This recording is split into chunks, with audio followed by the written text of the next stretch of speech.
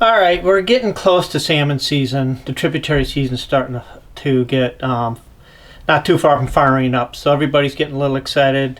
I know guys are tying flies, they're starting to sort through their equipment.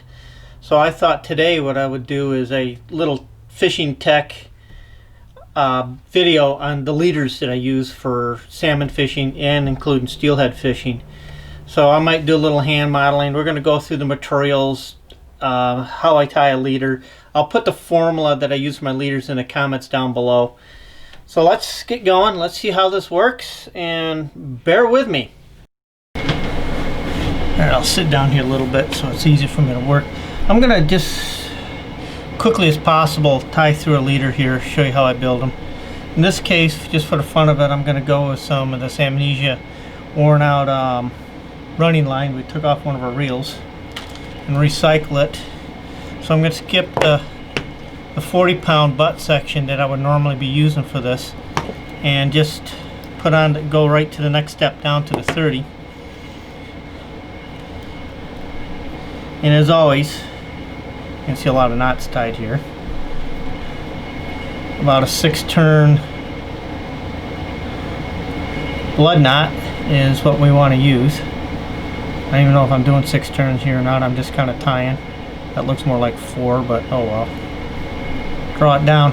Now often with these two distinct, like this red Amnesia going to the fluorocarbon, sometimes the knots don't really pull down too good without some lubrication. And one of the guys fished me a bit, Jeff, gave me this tip. Puts a little dab of fly floating over it. Acts like lubricant, and the knot pulls right down really nice without cutting your hands up. Neat little trick. So what I'll do is the butt section here is 40. I'll go to my 40 mark. I've already got it tied on. I'm going to give myself just a touch of room because I'm going to put a loop on the end of these things. For the loop here, I just use a perfection loop. Whoops, that didn't work out right. And we're having knot tying issues. It's amazing when you're making a presentation, making a video in a hurry. All of a sudden, you find that you got 11 left thumbs. There we go.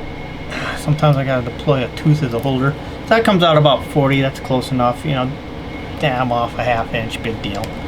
Come back to my mark down on the 30. Give myself a little knot room. Make the cut.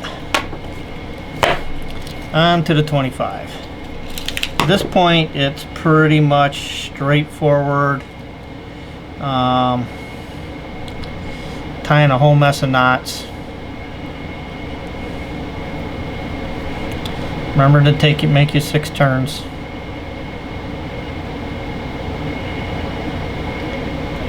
Oops. And with the power of editing, I shall do this in a hurry.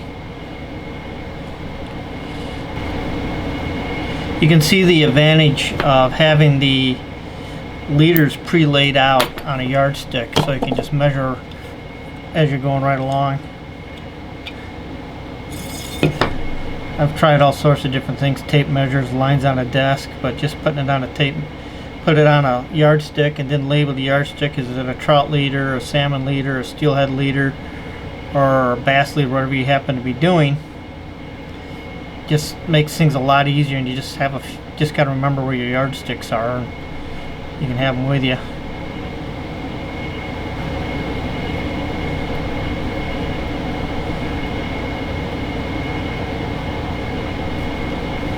Alright, now I have been doing, this is the 12-pound, this is or bottom end of the actual leader. Normally I would make them the same length. So here's something is, if you don't think you're going to beat your leaders up too much, you can make it the same length and put on a barrel swivel. I don't use a barrel swivel, but what I will do is just make it a little bit longer. I give it a few extra inches because I usually, the 15 and the 12, the bottom sections, I usually make them a certain length. It's where I am now. I'm just adding a little extra because I'm going to keep tying on tippets, and I want to have some room to wear before I have to replace it. There. It's tied up, just needs to be cleaned up. come back through the nippers and just clean your wings off. It tidies them up. I do like to cut the wings fairly close, because if there's any debris in the water, sometimes they can hang on to knots. So I like to tidy up the knots fairly clean. If you're a little tip, if you're tying a bass leader, a knotted bass leader, you can be fishing a lot of glop and weeds. And if you can take some knot scents and just go over the knot with the knot scents and create a little egg over it, and the weeds will slide right off it. But I found adding knot scents to it doesn't really improve the strength for me. It just takes more time. But if I'm doing a bass leader, I'm fishing in weeds, that knot scent actually acts as a shield and lets all the weeds slide off the knot. It doesn't hang up on the knots. All right, advantage to these leaders is a couple of things. The nice thing is here's my wear piece, the bottom end of the leader. This is every time I tip it to. When it gets worn, I'll just carry a little extra 12. In this case, this is what I'm using, have been using is 12, and I'll just add on another chunk of 12. After a while, this 15 is going to get beat up, and I carry 15 with me. So I carry 12 and 15 with me at least, so I can just rebuild the bottom ends. Sometimes the next section up. So the bottom third can get pretty hammered with rocks and everything else. By carrying a small spool of 12, 15, and 20 on the stream, you can rebuild this leader right on the spot. So so you're up to 25, and over time these things just get beat up, but the butt sections will take quite a bit of abuse, and you can just rebuild the bottom end. Alright, let me just clean this up, this is bothering me. Oops, fingers are slippery with floating. A lot of you know I like to swing flies, and we do a lot of tips, and often with my sink tips I've mentioned in other videos where I like to use a 4 to 6 foot leader. What I do is I just tie these leaders. I don't tie a special sink tip leader. I just grab one of these things, and what I do is I just cut off the 30-40 pound end, or the butt end. Now I'm into the 25. I throw a loop onto this, and now I've got about a 5 foot leader, 6 foot leader ready to go on a sink tip, and I just put these back into the leader bag and come home and retie the rest of the leader to it and just reuse the butt section. So I just grab one of these already made leaders, take the butt section off, loop it up, put it on a sink tip, and go fish. So that's what I do for a sink tip leader. Alright, let's do a little rundown on my leaders. Starting out with the materials. You can see here, right now I'm at the moment using a lot of fluorocarbon. That's basically, I'm tying leaders to match the conditions that I'm going to be seeing this fall. I'm anticipating a lot of low water, dry conditions, clear water. So a full fluorocarbon leader kind of gives me the performance of an intermediate tip. So I'm going to be staying with fluorocarbon probably this fall. I'm using Seagar basically because it's readily available. It is stiff. It is kind of fairly durable. The STS for butt sections, mid sections on a leader I found work pretty good. I'm not happy with the tippet. The Seagar Blue Label I really like.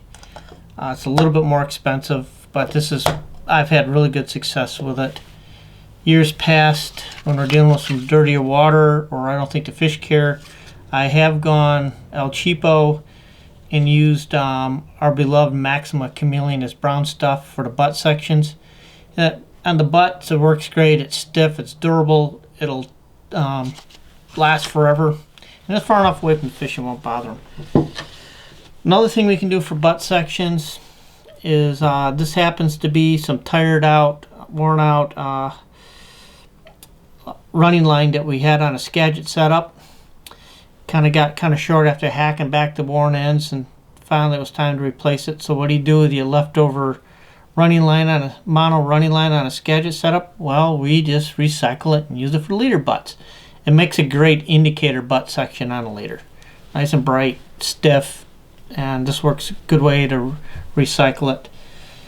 What I'll often do is just keep everything in a kit, throw in a pair of clippers or a cutter, and just have everything on a kit right in one, my favorite gear bag, Ziploc, and just have everything in a bag so I can just grab it, go, keep it in my gear bag in the truck or whenever I need, so I can just tie leaders when I get a little bit low.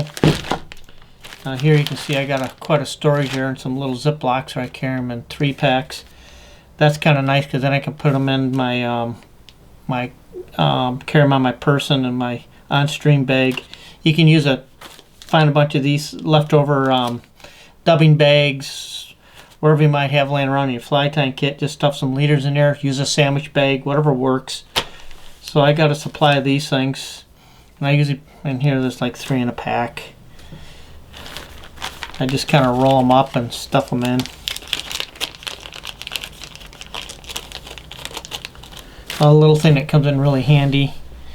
Some dry fly floating makes a great little lubrication, pulling the knots down. Also, what I like to do is, you see the yardstick here, is I've got my leader recipe or formula written and marked right on a yardstick. So this one happens to be my salmon steelhead formula, and I'll just put it right on the yardstick. That makes it real easy for measuring and cutting. You got everything just laid right there. I have another one where I got my trout leader formulas written on, and so on. See if we can get this thing unraveled. I'm always really careful about how I wrap up my leaders, but somehow some gremlin usually sneaks in and messes them up, so when I go to undo it I end up with a horrible tangle. Let's see how this one goes. And worked. Great. Awesome. The gremlins haven't got the pack yet. Don't tell them where it is. Some of the knots I use right here on the butt section, I got a perfection loop. I find I like the perfection loops because they go through the tips. They're not as bulky as like a figure 8. And then the rest of the leader is just basically tied together with a series of 6-turn blood knots as I work my way down through the leader. And we're sitting home, we're not in a hurry. We can warm, and you can take your time, tie a good blood knot. Out in the field, when I tie on my tippet, some people like to use, and tributary fishing like to use swivels. I don't like swivels. It's just more work and more crap to carry and more gear to lose. So I just tie on my tippet with a double uni knot. And on my leaders also, what I don't do is I don't generally add a tippet to it, because I just don't know what the conditions are going to be, if we're going to be fishing steelhead or angry salmon or grumpy fish. So I just leave the tippet off, and then when I set somebody up for the day, I put one of these leaders on, and then I can just add the tippet on according to what's going on. I don't have to look at my bags and see if there's 3X or 0X tippets on them and then dig around try to find the right one, the right tippet. I just add it on and go. This is primarily, I want to recap a few things right on the end of this. The knots that I was using, the perfection loop and the blood knot. If you're not familiar with how to tie those things, just do a YouTube search. There's some YouTube channels that do a way better job of showing how to tie those than I can. So just go right there for that. The other thing is the only real modification I do for steelhead, or excuse me, salmon to steelhead, is on salmon I might just delete the 12-pound tip of the leader and just extend the 15, so it's just a little longer, because sometimes those early September salmon can be pretty aggressive and pretty feisty, and periodically we got to use like 12-pound to hang on to them. So that would be the only real modification I would do. And the other thing is, I don't know if I mentioned or not, can't remember, I'll often carry a 25-yard spool of 20, 15, and 12, so I have that somewhere in my fishing bag. So if I get a banged up leader, it's just a real easy rebuild right there on the spot, and I can get my leader cleaned right back up and fishing right on the stream. So that should take care of the recaps. Hope this was useful. Alright folks, that's about it with the leader video. If you have any questions, please put them down in the comments. Let us know. Like I said earlier, I'm going to put the leader formula down in the comments so you can see the formula. This is something that I'm going to try to do a little bit more of. Please tell me if you like this style of a video. More of a tactical tip, or how we're setting something up, or what we're doing. if you like these things, hit the like thing. Tell me in the comments. We'll do a lot more of them. We got salmon season coming up. We do have a few dates still left, so don't hesitate to email me or contact me and call me and find out about, you know, what we might have available. Myself or Rick Smith. I know Ricky's got a lot more dates than I do, so we got to get Ricky working. We got to work him like a galley slave. So just send me a note. Tell me how you like this. Obviously, we're going into salmon season. We're going to try to get a bunch of fishing videos up amongst our guiding. So I don't know the pace or how often we can do this. So when you hit the subscribe button, the little bell icon on the side is probably right about here, probably right there. Either that or maybe I got it backwards. Hit the bell icon, because that'll notify you in your emails that we put up a new video, and you can see it and you know when they're coming up. So once again, thanks for watching. Please tell us how you like it in the comments, and the leader forum will be in the comments. Thanks for watching, folks. This is Jay from JPEG Guides Lost River Fishing. We are a year-round fly fishing catch and release guide service. We fish Lake Ontario tributaries. We also fish the inland trout streams, classic dry fly fishing. We also do, during the heat of the summer, warm water fishing such as pike and bass fishing. If you're interested in joining us in any of these outings, please feel free to contact me and we can discuss your options. My cell is 585-233-0436. Hope to talk to you soon.